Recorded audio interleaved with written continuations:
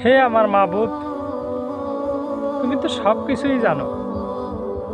আমার ভিতরকার খবর লইতে পারো, আমার বাইরের খবরও লইতে পারো। তারপরও তোমার কাছে বলি, আমি গুনাহগার বান্দা। তুমি যখন তোমার আজরাইল পাঠাইবাই, কারোর জন্যে মাপ নাই। তবে তোমার গোলামি যেন করতে পারি, তোমার গোলাম হয়ে যেন কবরে যাইতে পারি, তুমি সেই তৌফিক আমাকে দিয়ে দিও। যারা এই ভিডিও দেখে তাদেরকেও তৌফিক দিও, তোমার ইবাদত করে যেন মরতে পারে। হে আমার মালিক, তুমি সব পারো।